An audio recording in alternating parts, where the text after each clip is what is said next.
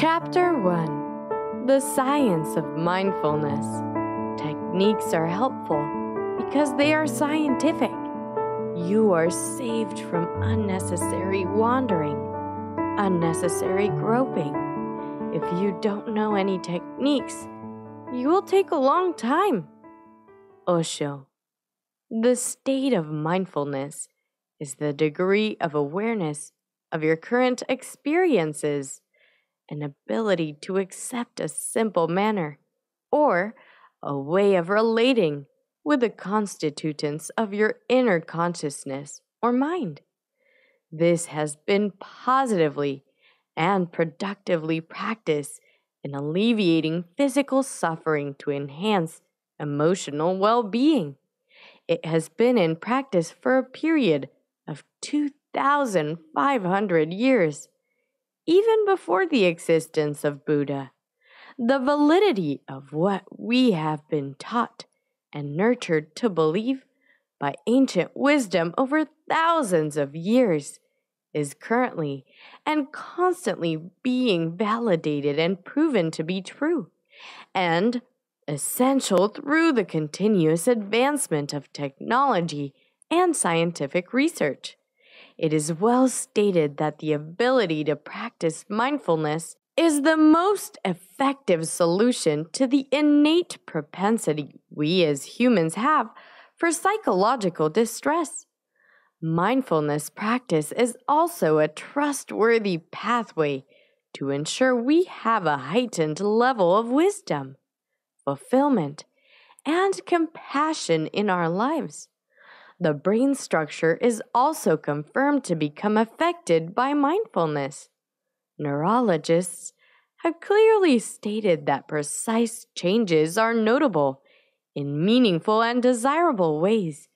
With this, other mental health professionals are going a step further to discover the riches and level of promise mindfulness bodes for other aspects of human lives.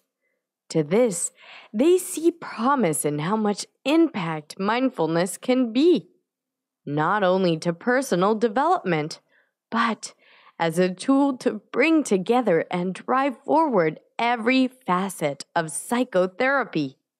It has also become an established fact through adequate studies that mindfulness can assist in alleviating a broad range of psychological difficulties, such as depression, addictions, interpersonal problems, anxiety, and even problems associated with aging. However, this isn't to say that mindfulness is a perfect fit or an absolute solution to every problem out there. Depending on the degree of needs or individual predicaments, mindfulness practices have to be selectively tweaked to meet each need. In addition, mindfulness can only be successfully inculcated into our personal lives via intuitive and visceral understanding of what it means to practice it, without neglecting the intellectual aspect as well. Therefore, to reap the proceeds of mindfulness, we must first learn to practice it effectively. To do this, we need to ask ourselves an important question. What is mindfulness in relation to Western psychotherapy and neuroscience?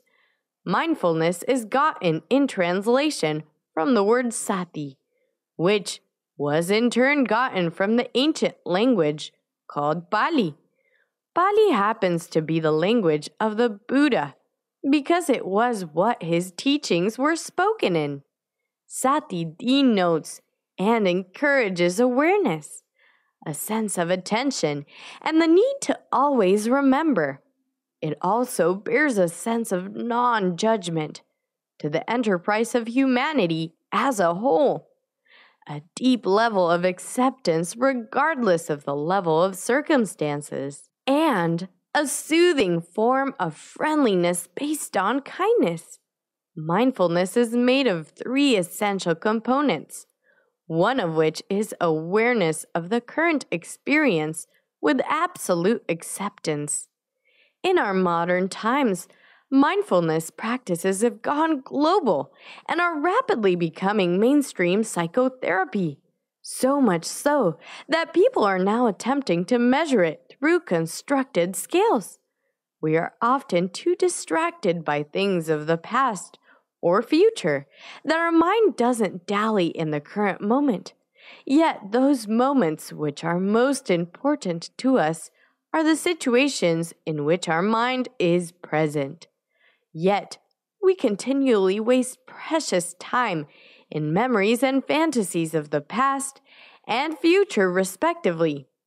It is also noteworthy that people get trapped in different levels or domains in their consciousness. It is why you would have people compare themselves to others in a different light. For instance, some value the comparison on who is wealthier, while others go for who is smarter, and so on.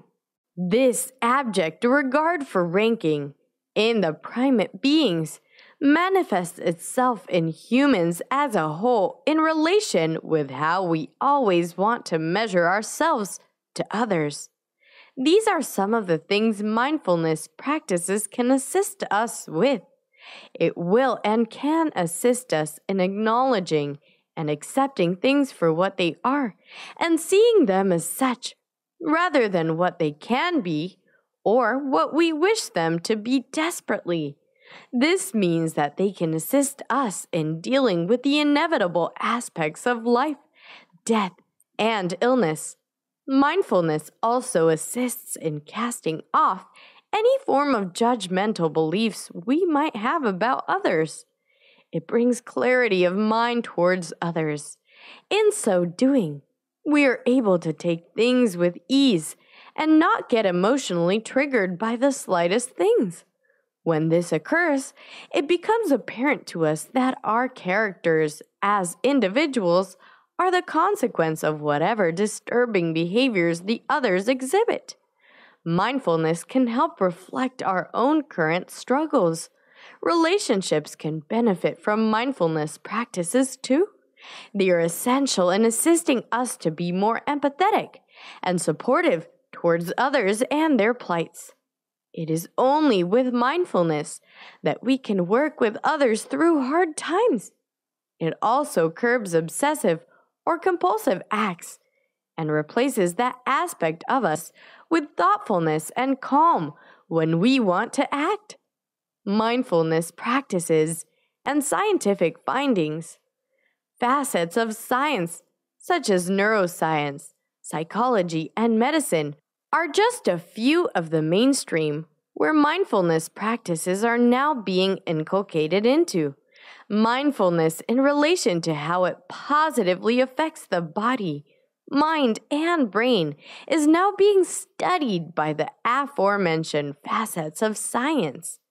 Apart from how it prevents our brain from aging, mindfulness activates certain brain circuits linked to emotions, such as happiness, becoming energized, and much more. They are also known to lengthen telomeres, the ends of chromosomes that become worn with stress, which subsequently leads to aging through cell death.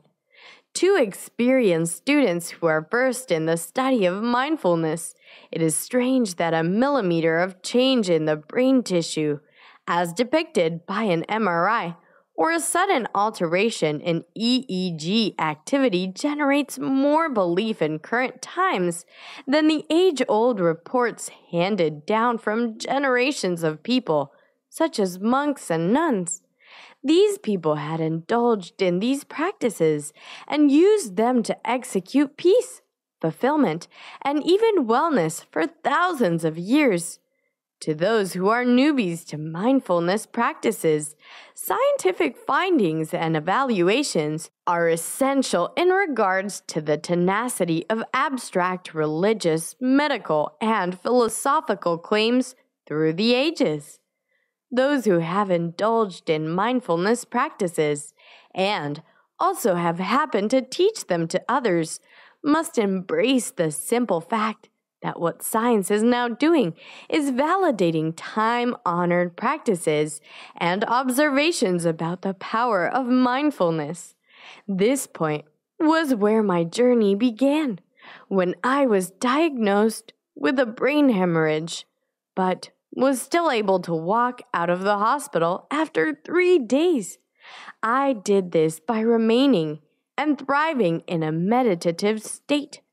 This changed the frame of science in regard to mindfulness for me.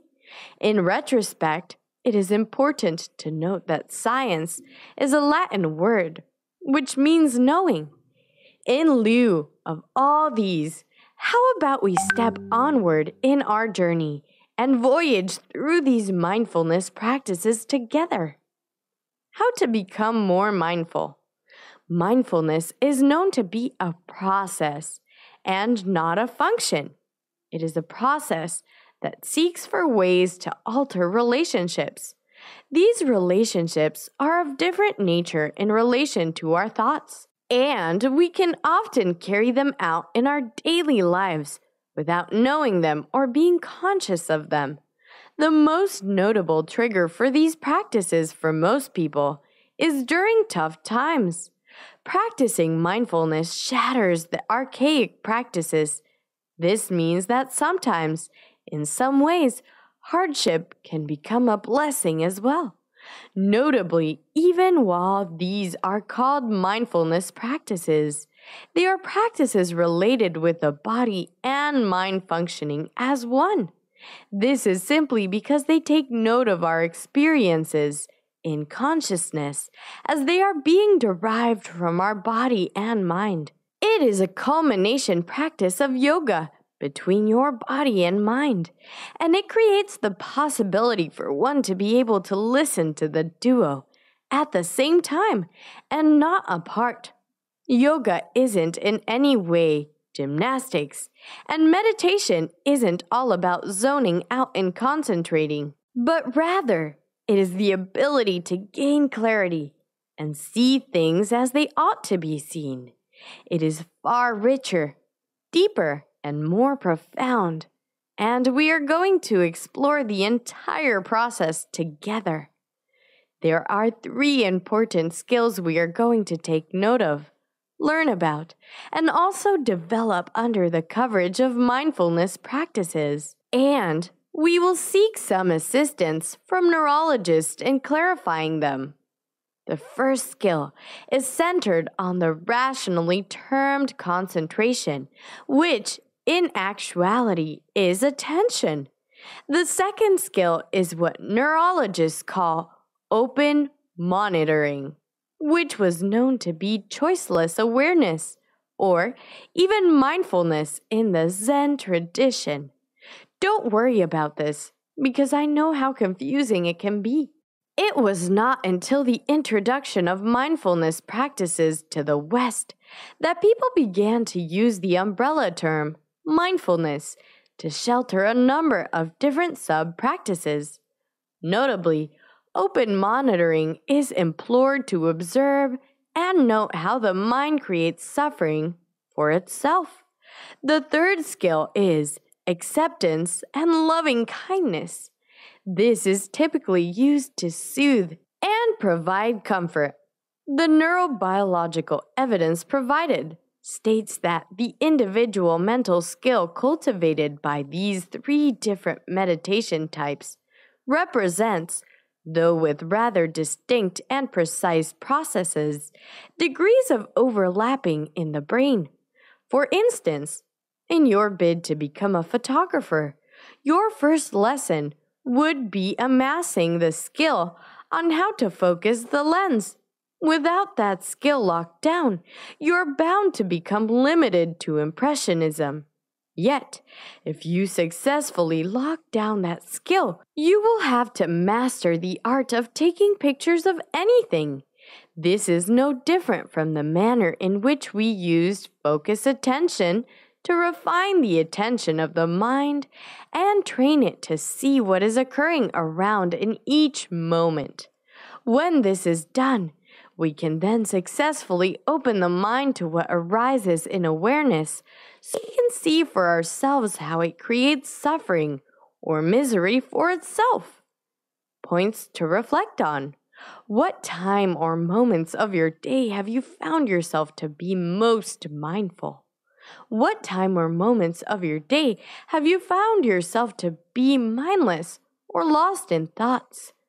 Can you reflect on such moments in which your mind makes comparisons between yourself and another entity? On what basis does your mind do this? Are you aware of how you are losing your time and life? And would you like to be a little more effective to be able to live your life? If so, what things do you need the most to begin this journey?